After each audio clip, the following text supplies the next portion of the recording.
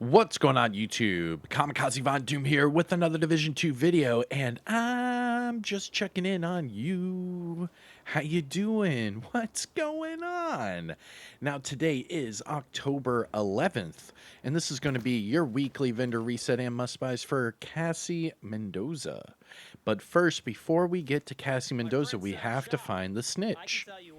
So here is my snitch location. My coordinates are 1408 by 3626, and I am just south of the 1040 safe house. Now, I am well aware that it is different for every single person and character, so again, if you are having problems finding the snitch, just make sure that you put in the comment section below where you typically find the snitch or where you found the snitch today, and hopefully that will help out someone else in the community. But again, accept the bounty. You can see it says Gunrunner location revealed. Now what I do is I go to that bounty, I highlight it, and then I click abort. Now that way I can keep the bounty for later, and you can see all of these heroic bounties that I've been collecting over the weeks. Now that we have the Gunrunner's location, we have to look for the white shopping cart icon. Oh, there it is. And this week it is just outside of the castle settlement. I believe that's in that underground, little art gallery area. There we go. Let's listen to that super loud music that we get over here at the castle.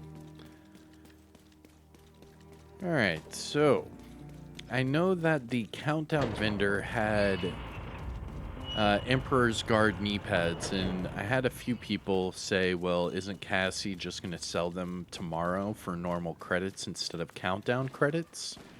And normally I would say yes, but the Emperor's Guard knee pads were in the bottom slot of those three named items. And sadly, I don't know if a lot of people noticed this, but the top two named items from the countdown vendor are copy and paste to Cassie Mendoza. So that bottom one's probably not going to be here. So with that being said, I don't think she's going to be selling Emperor's Guard knee pads, because those were the bottom of the three named items. We'll see. All right, you can timestamp this, do whatever you need to, but here is Cassie Mendoza, and this is going to be your weekly vendor reset and must-buys. Here we go. Always a pleasure, Agent. Now, starting off at the top, we have our named items, followed by our gear set items, and then finally our high-end items.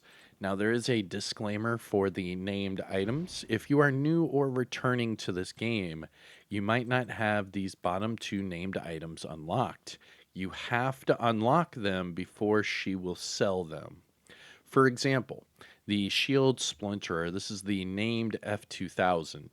The only way to unlock this weapon is to hunt down and eliminate all of the Year 1 hunters, and then open up that ivory chest that is in the base of Ops. Now, to unlock the Hunter Killer, you have to hunt down and eliminate all of the Year 2 hunters that are connected to Warlords of New York. Then you have to open up the off-white chest that is in the Haven settlement in New York City. Once you do that, you will unlock this chest piece as well. But again, you will not see these two named items unless you have already unlocked them.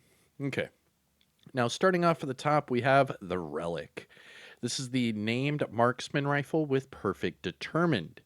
Now, this one does have decent attributes, so you can pick this one up and just recalibrate that magazine size for whatever it is you want, whether it be damage to armor, damage to targets at a cover, what have you, and then you could just optimize that marksman rifle damage.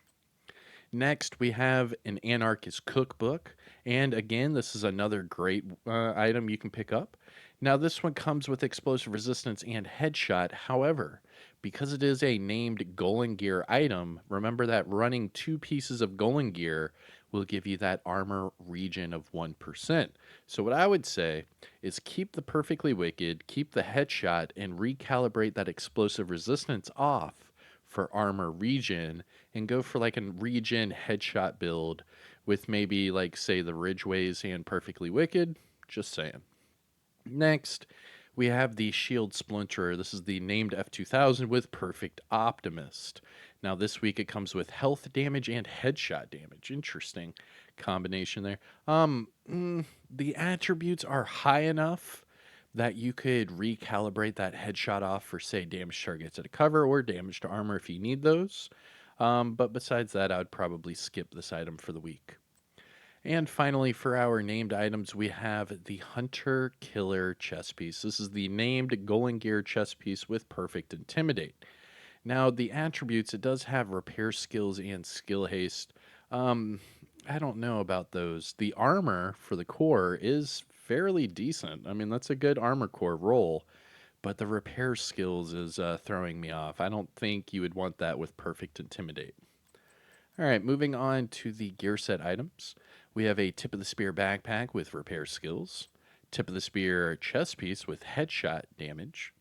We have True Patriot gloves with health, Future Initiative and knee pads with explosive resistance, Aces and Eights holster with status effects, and a Rigger mask with status effects as well.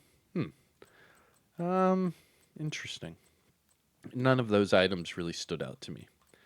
Now, looking at the high end items, we have a tactical MK16 with stability and sledgehammer, followed by a M700 tactical with magazine size and in sync, Petrov gloves with double crit. Nice. I mean, these are really nice gloves. If you are wanting to run something that is off meta, you could use these instead of the contractor's gloves, where the contractor's gloves give you the Petrov, but they also give you that damage to armor. And then finally, we have Providence Defense knee pads. Yo, these are some good knee pads with max crit chance and headshot. Remember, the Providence Defense gives you headshot with the one-piece brand set bonus and gives you crit chance with the two-piece brand set bonus. So this is a really good pair of knee pads to pick up. I highly recommend it. And in fact, I would say pick up two, because you could max out the weapon damage on one, or you could switch it to an armor core on another. Or, if you're nasty, you could pick this one up, recalibrate the headshot off for crit hit damage, go double crit, and then just optimize that weapon damage from 10.7 to 15, and you're good to go with a double crit pair of knee pads. I mean, either way, this is a good pair of knee pads to pick up. This is probably the best item, I would say, in the whole reset. The Providence Defense knee pads. Check it out. And then for the mods, we have Skill Haste 10.3 and Drone Duration of 6.6.